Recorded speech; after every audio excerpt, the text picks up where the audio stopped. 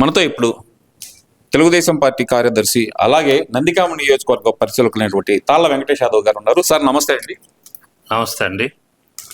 Sir, గత 4 రోజులుగా అమరావతి వేదికగా జరుగుతున్న చర్చ ఏంటంటారు? అసలు ఎందుకు అకస్మాత్తుగా వైసీపీ నాయకులకి అంటే గడిచిన 5 సంవత్సరాల్లో అది శ్మశానం అన్నారు, ఎడారి అన్నారు, అసలు రాజధాని మాకు అవసరం లేదు 3 రాజధానులు అన్నవాళ్ళు ఈ రోజు అకస్మాత్తుగా సిఆర్డిఏ పరిరక్షణ సమితి అని చెప్పి ఒక పేరు పెట్టుకొని అమరావతి పర్యటనకు వెళ్ళటాన్ని అసలు ఎలా చూడాలంటారు? ఇది చాలా దుర్మార్గం. ఎందుకంటే 2014-19 ఉన్నటువంటి ప్రభుత్వం ఏదైతే ఉందో చాలా క్లియర్గా అమరావతి రాజధాని అని చెప్పేసి ఆ రోజు అక్కడ అసెంబ్లీని కట్టడము, సచివాలయం తీసుకురావటము ఇవన్నీ జరిగినాయి. అయితే 2019-24లో ఏదైతే జగన్మోహన్ రెడ్డి గారి ప్రభుత్వం వచ్చేసి అసలు ఇక్కడ ఏమీ లేదు, ఇక్కడ మేము అనుకూలంగా లేమని చాలా క్లియర్గా చెప్పారు. చెబితే ఆ రోజు కొన్ని వేల ఎకరాలు 34,000 ఎకరాలని ప్రజలు, రైతులు వారి యొక్క పిల్లలకి భవిష్యత్తును దృష్టిలో పెట్టుకొని, ఈ రాష్ట్ర అభివృద్ధిని దృష్టిలో పెట్టుకొని సుమారుగా 1631 రోజుల పాటు భారతదేశంలోనే కాదు ప్రపంచవ్యాప్తంగా చారిత్రాత్మక ఉద్యమం రైతులు, మహిళలు చేస్తే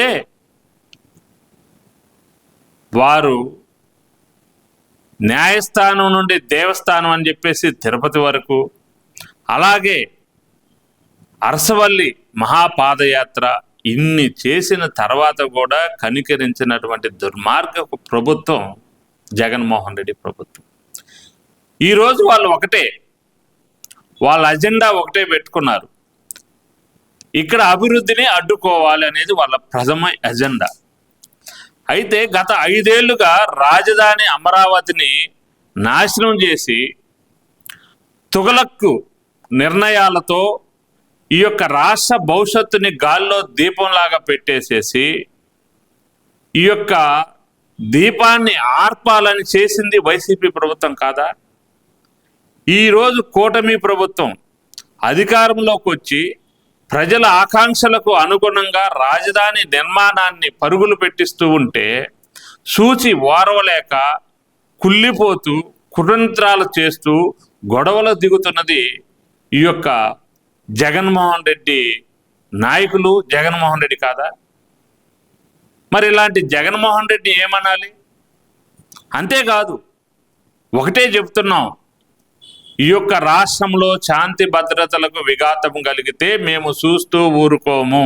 ఒకటి మాత్రం గుర్తుపెట్టుకోవాలి జగన్మోహన్ రెడ్డి వారి అనుచరులు కూడా.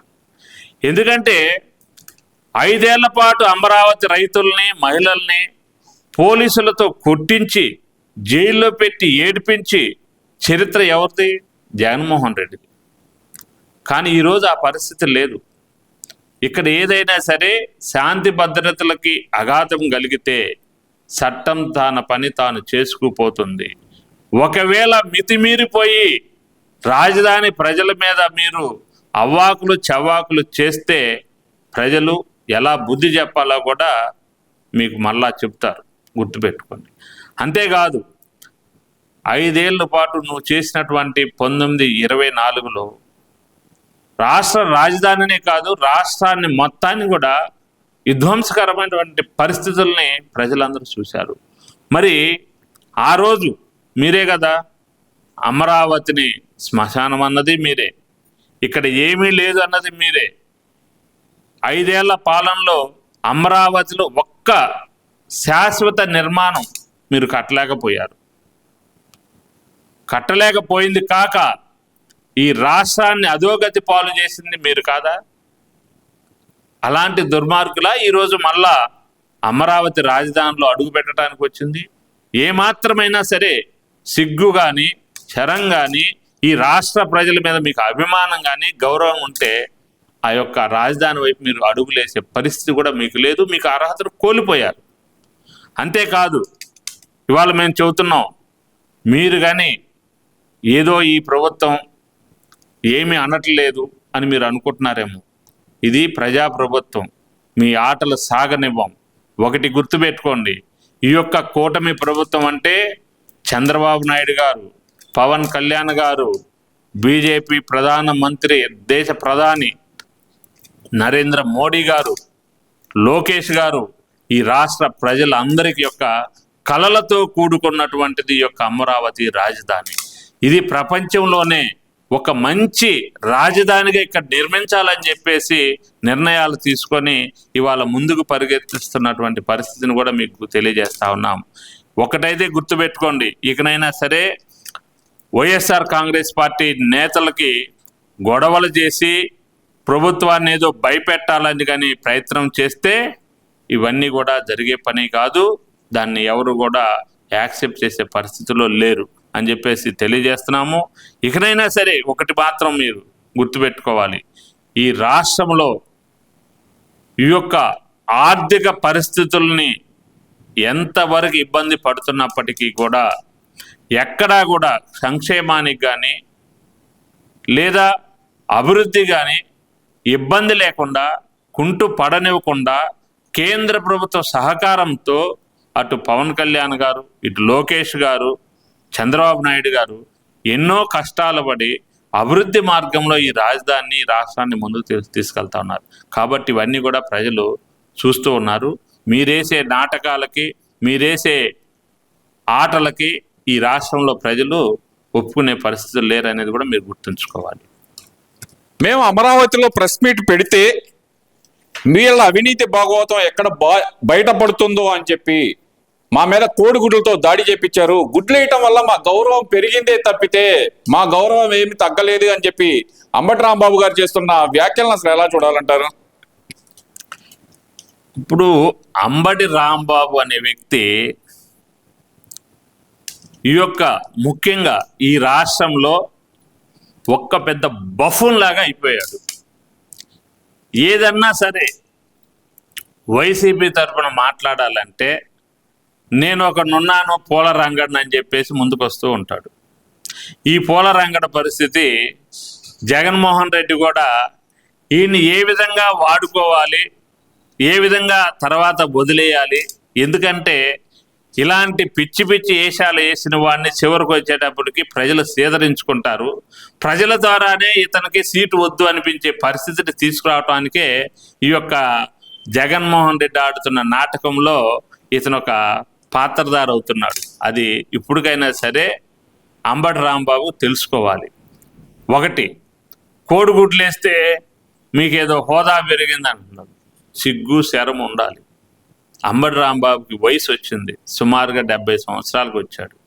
ఇంకా కూడా బుద్ధి మారలేదు. ప్రజల యొక్క ఆకాంక్షలు ఏంటో తెలుసుకునే పరిస్థితుల్లో లేడు. ఇవాళ రాజధానికి మీరు ఏ అర్హత ఉందని వెళ్తారు చెప్పండి?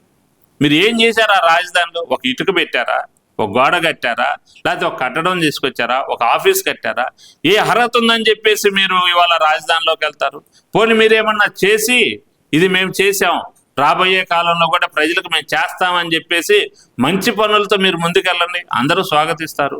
అంతేగాని చేసిన వాటిని పడగొట్టే పరిస్థితుల్లో మీరు వెళ్తే ఇవాళ ఏ ఒక్కరు నిన్న చూశారు కదా, అక్కడేం తెలుగుదేశం వాళ్ళు, జనసేన వాళ్ళు, బీజేపీ వాళ్ళు కాదు మిమ్మల్ని తరిమి కొట్టింది.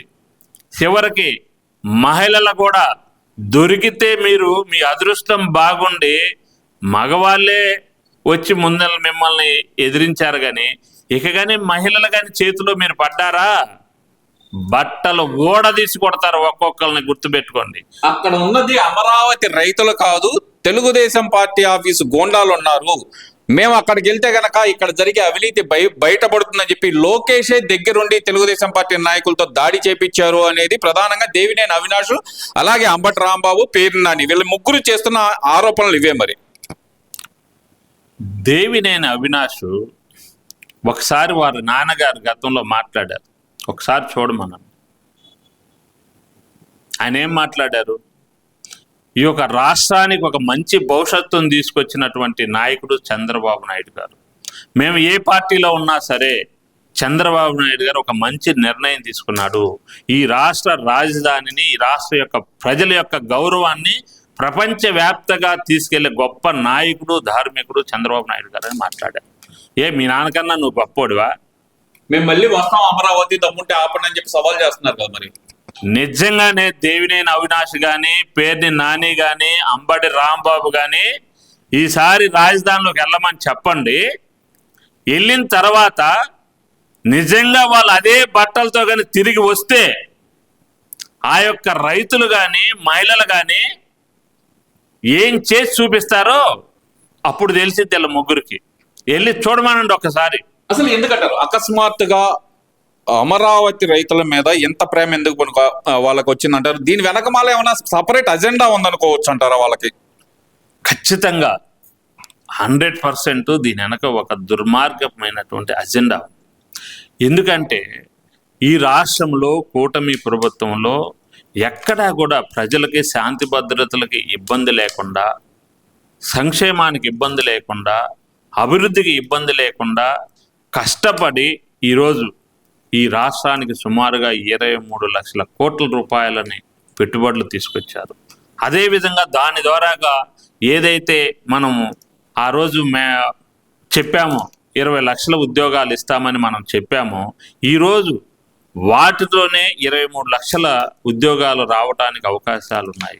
ఎందుకంటే మనం ఇచ్చిన మాటని వీళ్ళు నిలబెట్టుకుంటున్నారనేది ఒకటి అర్థమవుతుంది. అయితే జగన్మోహన్ రెడ్డి అతని యొక్క ఆలోచనే ఒక దుర్మార్గమైనటువంటి ఆలోచన. అతనేంటంటే ఈరోజు ఈ అభివృద్ధిని చూసి ఓర్చుకోలేక ఏదో ఒక విధ్వంసకరమైనటువంటి దాన్ని సృష్టించాలి. ఈ యొక్క రాజధానిలో అభివృద్ధి బాగా జరుగుతుంది, ఈ రాజధాని ఇప్పుడు వరకు అన్ని చోట్ల ప్రయత్నం చేశాడు.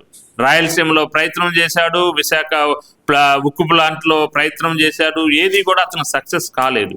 ఎప్పుడైతే రాజధాని మీద ఇలాంటి దుర్మార్గమైనటువంటి పనులు చేస్తే ఖచ్చితంగా ఇది ఒక ఇంటర్నేషనల్ మీడియాకి వెళుతుంది. కాబట్టి ఈ రాష్ట్రంలో అభివృద్ధి జరగడం అతనికి ఇష్టం లేదు.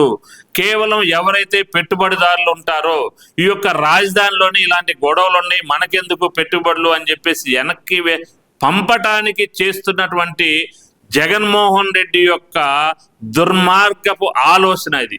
ఆ ఆలోచనకి అనుగుణంగానే ఈరోజు ఏదో వాళ్ళు రాజధానికి వచ్చేసి ఈ విధంగా చేస్తున్నారని చెప్పేసి ఖచ్చితంగా చెప్పగలము. దీనిని ఏ ఒక్క ప్రజా నాయకుడు కానీ, ప్రజలు కానీ, రైతులు కానీ, మహిళలు కానీ, ఈ రాష్ట్రంలో ఉన్నటువంటి 5 కోట్ల మంది ప్రజలు ఒక్కరు కూడా దీనిని ఒప్పుకోరు. ఇంకొకసారి కానీ ఇలాంటి పరిస్థితి కానీ తీసుకొస్తే జగన్మోహన్ రెడ్డినే కాదు వాళ్ళ నాయకులు మొత్తాన్ని కూడా బట్టలోడ తీసుకొట్టే పరిస్థితి అమరావతి రాజధానిలో వస్తుందని చెప్పేసి కూడా మేము కూడా హెచ్చరిస్తా ఉన్నాం. Thank you sir.